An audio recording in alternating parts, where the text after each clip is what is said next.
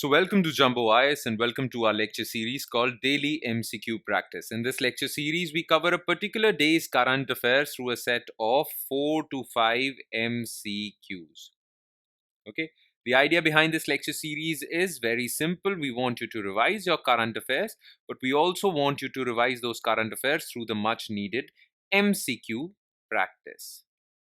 Because MCQ practice would come in really handy for your prelims examination next year. Now, I should say this year. Okay, so MCQ practice is very important no matter how much you have read, how much knowledge you have. Without MCQ practice, you won't be able to crack stage 1 of your civil services examination, that is the prelim stage.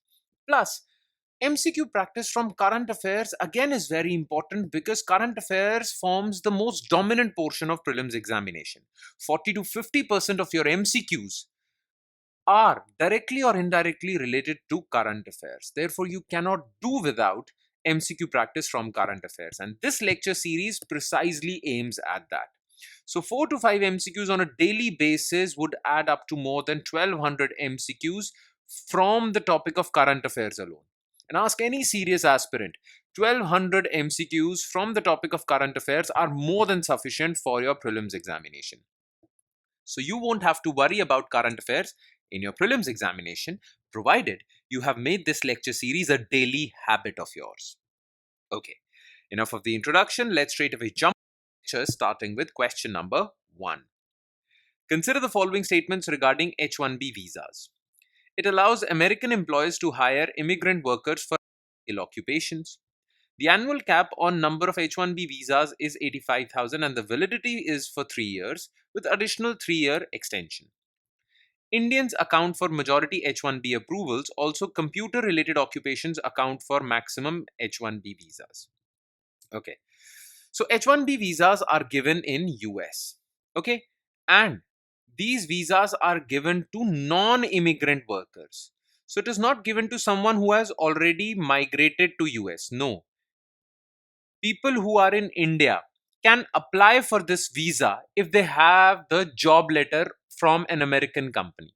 So basically, these visas are given to highly skilled professionals, highly skilled non-immigrant professionals, okay, by the American companies, basically by US, but these visas actually allow American employers to employ high-skilled non-immigrant workers. So it's not to hire immigrant workers, non-immigrant workers. Okay. Now, after you get this visa, then you can migrate to US. All right. So this statement is false because it is written immigrant workers, non-immigrant workers. Now, every year USA gives 85,000 visas, H-1B visas. Okay. So the annual cap on these visas is 85,000. The visa is valid for 3 years with a 3-year additional extension. So this part is correct. Now, more than 70% of these 85,000 visas issued and are given to Indians. So Indians are the biggest beneficiary of these visas. Plus, most of the jobs that from which people apply for H-1B visas are from computer-related occupations. Okay, so computer-related occupations have the maximum H-1B visa approvals. So this is also correct. Only 2. The answer is B. Question number 2. Consider the following statements regarding Houthis, Ansar Allah. A military political movement based out of Yemen and part of Iran's axis of resistance. Its members subscribe to minority Zaidi sect of Sunni Islam. The Houthis have been attacking commercial ships along the Cape of Good Hope for almost a year. Okay. Now the thing is, Houthi is a militant group and also a political movement based out of Yemen. Now the thing is, it is supported by Iran. Now, Iran supports many militant and political organizations in different parts of the Middle East. Okay, Houthis are just one of them. Houthis are based in Yemen. Okay, then there is Hezbollah, which is based in Lebanon. Then there is Hamas, which is based in Palestine. Okay, then there are few other organizations in Iraq as well.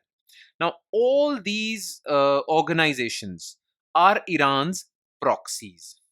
Okay, Iran uses them to attack its enemies way away from its border.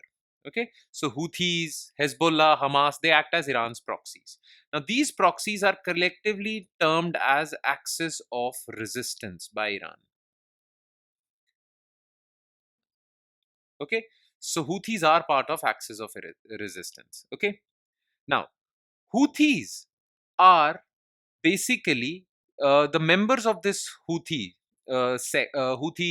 group belong to minority Zaydi sect of Shia Islam, not Sunni Islam. In fact, they are fighting the Sunni majority of Yemen. They subscribe to Shia Islam. So this is false. Now, since Israel's war on Hamas, Houthis have been attacking Israel. They have also been attacking commercial ships passing through the Red Sea. Okay, especially the Bab al Mandab Strait. Bab al Mandab Strait, which is on Red Sea. Now, many commercial ships pass through this strait, this Red Sea route. Basically, trade between Asia and Europe happens through the strait route. But Houthis have been, in their act of resistance, attacking commercial ships from here. That is why many commercial ships have stopped passing from the Red Sea route. And to reach Asia, they have chosen an alternative route going around Africa. Okay, through the from the Cape of Good Hope. So basically, to save themselves from Houthi attacks, ships have started taking the Cape of Good Hope route. So Houthis have been attacking commercial ships along the Cape route? No, they have been attacking Red Sea route. To save themselves, ships have opted for this route. So this is also false. B. Question number 3. Which of the following statements is correct regarding Parker Solar Probe? Launched by NASA in 2018 as a part of NASA's Living with a Star program to explore aspects of Sun-Earth system. Okay, it is the closest any human-made object has ever come to the Sun and survived. Till 2024, it had completed 21 orbits around the Sun with flybys of Venus. Now, Parker Solar Probe is a solar mission to study the Sun. Okay, the reason why it was in the news was because it has become the first ever man-made object to ever come closest to the Sun. No other man-made object has gotten that close to the Sun. It has reached close to 6.1 million kilometers close to Sun and still survived. The instruments are still working fine. That's why it was in the news. Now, it was launched in 2018 as part of NASA's Living with a Star program. This program actually studies the Sun and how it impacts Earth, weather on Earth. So this is correct. This is also correct. Now, till 2024, from 2018 to 2020, between this period, this Parker Solar Probe has completed 21 orbits around the Sun and has also conducted a flyby mission. That means moving close to Venus also. So this is also correct. All are correct. D. And last, consider the following statements regarding ISRO's SPEDEX space docking experiment mission. The mission launches two identical satellites in 470-kilometer circular orbit and will demonstrate docking between these two satellites. These satellites were launched by ISRO's LVM-3, the heaviest rocket that ISRO has. Docking will be a crucial component of Bharat Antariksh Station in 2035. Okay. Now, what is docking? Space docking. Basically, two large objects or two big satellites or rockets or any other thing are joined together in space. So two big satellites are brought closer to each other, and then they are joined. This is known as docking. Docking is when you merge or join two large objects in the space. It is very hard to do, but it is done. Now, ISRO did not have the capabilities to conduct space docking. So that is why it has launched this mission to demonstrate that it has the capability of joining the two satellites. That is why this mission involves two identical satellites which will be separated from each other in the 470-kilometer circular orbit around Earth and then brought closer to each other and then docked. So this is correct. Okay. Now these satellites were launched via PSLV rocket, not LVM-3 rocket. So this is false. Okay. Now, docking is important because India wants to launch its own space station. We have International Space Station. India wants to launch its own space station, Bharat Antariksh Station, in 2035. Now, this space station would involve taking objects into the space and assembling them by joining them in the space and creating this big space station. Okay, so that is why ISRO needs to perfect its docking capabilities. That is why this mission is crucial for this. So this is also correct. 1 and 3 C. And with that, we conclude today's session. Thank you so much for watching, everyone. And I'm sure it has added value to your preparation, but it would have add more value if you revise this lecture also. Now, what do I mean by revision? Well, revision involves taking a look at the detailed solutions or detailed explanation of each and every MCQ discussed above. Okay.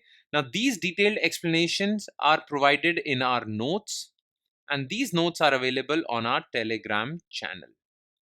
The link to our Telegram channel is provided in the comment section below this video. So make sure you click on this link, download the notes from our Telegram channel, and spend another 5 to 10 minutes, okay, revising this lecture as well. On that note, I'll be signing off.